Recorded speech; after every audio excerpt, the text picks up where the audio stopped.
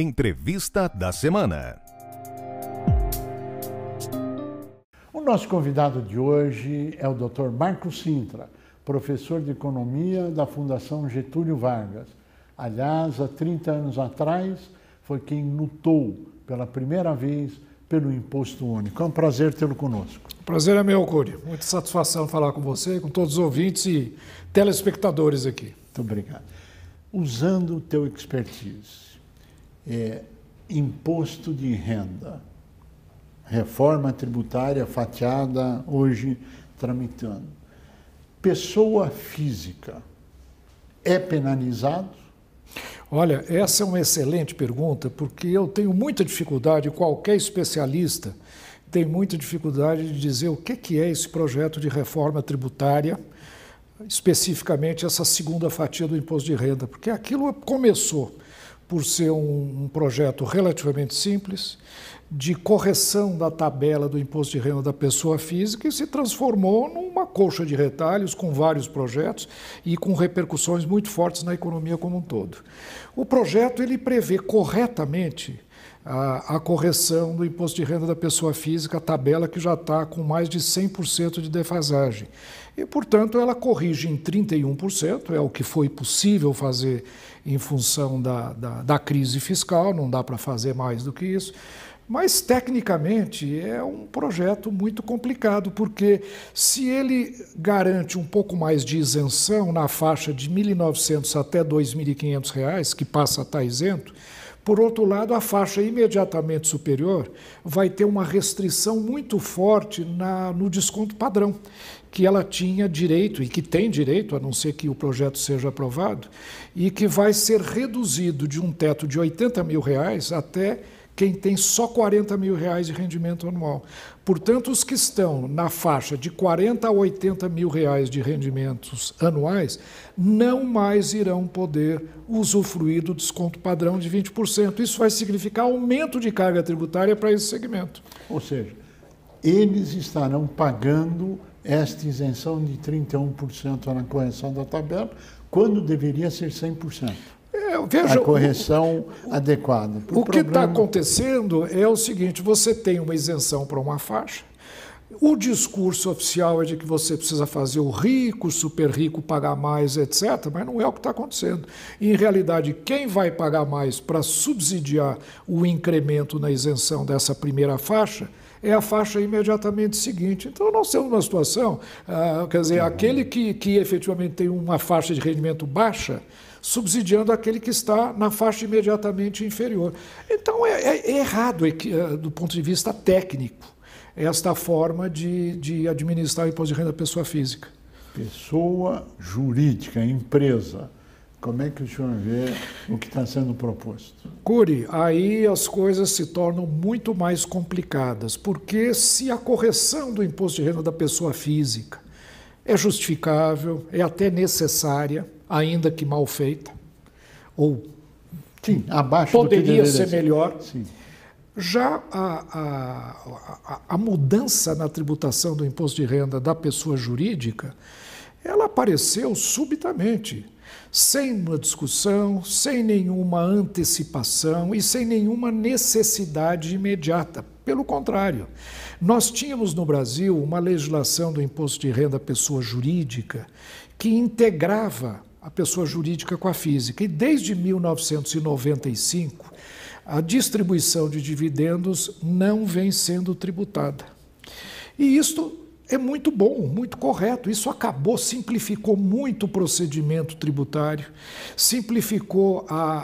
reduziu a fiscalização e o litigioso, mas agora está se propondo voltar a tributar dividendos, o que, do meu ponto de vista, vai trazer impactos muito fortes, principalmente na micro, na pequena e também na média empresa, claro, aquela que tem um faturamento, digamos, até 70, 80 milhões de reais por ano. Portanto, é um projeto que tem defeitos muito graves, tem repercussões que podem ser extremamente prejudiciais à economia brasileira e me parece bastante injusto, não é?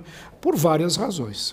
Mas a tributação de dividendos não deve ser objeto de uma volta ao período pré-1995. Uma coisa interessante que está acontecendo é que o governo, em função das críticas que estão sendo feitas, está revendo a sua posição. E está reduzindo bastante a alíquota do imposto de renda da pessoa jurídica. Eu vejo hoje empresas aplaudindo a tributação sobre dividendos, que na nossa avaliação é um erro. O que é que está atrás disso? Pois é, essa é uma pergunta interessante, porque a alíquota do imposto de renda da pessoa jurídica hoje é 34%. Somando a alíquota de 15%, mais os 10% de alíquota adicional, mais a contribuição social sobre lucro líquido de 9%, dá 34%. O primeiro projeto reduzia a alíquota para 29%, de 34% para 29%, que é muito pouco, face aos 20% de tributação na distribuição de dividendos. O governo mudou e agora está reduzindo para 21,5% a alíquota do imposto de renda da pessoa jurídica para compensar a tributação de 20% na distribuição de dividendos. E acontece uma coisa curiosa. Empresa que distribui até 62% dos seus lucros vai ter uma redução de carga tributária. E empresas que distribuem mais do que 62% dos seus lucros vão ter um acréscimo grande de carga tributária. Quem distribui menos e quem distribui mais? As grandes empresas do lucro presumido, grandes bancos, grandes corporações, raramente ultrapassam 30%, 35% de distribuição de dividendos. Ou seja, ninguém está acima disso e terá uma redução. Redução de carga tributária. As grandes empresas que estão sendo tributadas pela sistemática do lucro real vão ter redução de carga tributária. Já a micro e pequena empresa, empresa do simples, empresa do lucro presumido, e empresas que têm um faturamento até 78 milhões e que não estejam no lucro real e distribuam, em geral, mais do que 60%, vão ter um acréscimo de carga tributária. Então, veja, por exemplo, o famoso fenômeno da pejotização. É um trabalho que isso não é uma distorção, isso é o resultado de um sistema tributário altamente pernicioso a todos. Então, um mecanismo de defesa do indivíduo é criar sua empresa, até as empresas tomadoras de serviço exigem que o prestador de serviço crie uma sua empresa, que ele se pejotize. Essas empresas serão fortemente penalizadas. Por quê? Porque elas distribuem uma maior parcela do lucro gerado. O salário. Que é o equivalente ao salário. Eles não têm grandes custos, é praticamente uma prestação de serviço onde distribui esse rendimento na forma de dividendos. Então, esses vão ter um acréscimo de carga tributária muito grande. É correto afirmar que ele está tributando os pequenos, punindo os pequenos e beneficiando os grandes? Olha, no frigir dos ovos é exatamente isto o que está acontecendo. Porque aqueles que estão no patamar menor em termos de faturamento, como eu disse, vão ter um acréscimo de carga tributária. E aqueles que estão no lucro real vão ter um decréscimo. Então é o inverso do discurso oficial, que diz que precisa tributar o super rico e que é injusto o super rico não ser tributado e que ele está pagando muito pouco imposto, coisa que não é verdade. Primeiro que estão pagando, eles pagam 34% na geração do lucro, eles só não pagam na distribuição, ou seja, estão pagando antecipadamente na cabeça. Em compensação, aquele que está no lucro presumido e que tem benefícios tributários vai perder, vai passar a ter uma tributação mais elevada. Eu não posso deixar de perguntar da micro e pequena empresa, as empresas que estão no Simples. Discute-se reforma tributária, eu sei que não é o tema de imposto de renda, mas discute-se a reforma tributária e, na maioria deles, existe a extinção do Simples e, claro, que nós somos totalmente contrários. Isto é real? Com a sua avaliação e qual a chance do Simples ser extinto na reforma tributária? Olha, existem muitas críticas e eu não comungo dessas críticas com relação ao Simples, muitas, não é? Os economistas acham que o patamar é elevado demais, que outros países têm tratamento privilegiado para micro e pequena empresa, mas num patamar muito mais baixo do que o Simples, e que o Simples está sendo ineficiente porque ele não permite, inclusive, crescimento de empresas. Então, existe sim um clima meio antagônico ao Simples. E a tributação de dividendos, ao atingir particularmente as empresas pequenas, vai atingir o Simples. É um passo na direção de criar dificuldades para a sobrevivência de um regime que tem mostrado resultados muito bons para o país.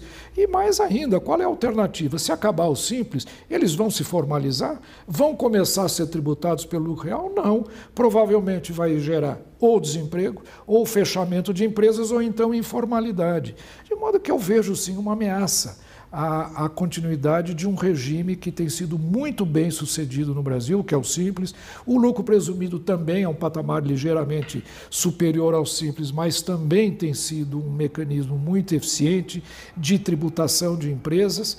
E eu acho que nós estamos dando um grande passo atrás, estamos retrocedendo em termos de aperfeiçoamentos, com um risco muito grande de nós desfazermos uma instituição que tem sido muito exitosa e aplaudida no mundo inteiro, que é o Simples.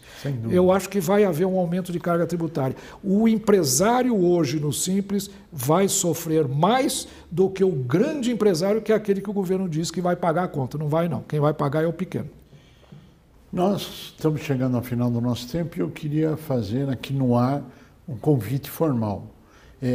Queremos trazer de volta para discutirmos especificamente em reforma tributária e outros programas com foco na micro e pequena empresa. Podemos contar com a sua participação? Com o maior prazer, não só para discutir isso, como para discutir um projeto também que eu sei que o Simples sempre apoiou, que é o projeto do Imposto Único. Nós precisamos retomar essa ideia, discutir esse tema de novo como parte do capítulo da reforma tributária.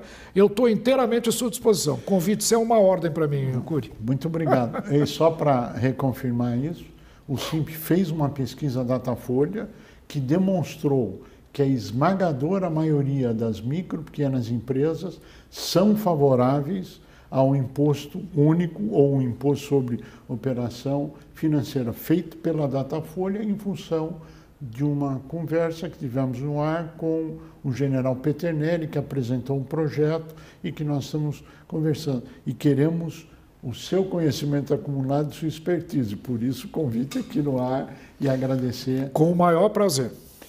Nós queremos agradecer muito a sua participação, agradecer o brilhantismo da sua exposição e as suas considerações finais nos próximos 30 segundos.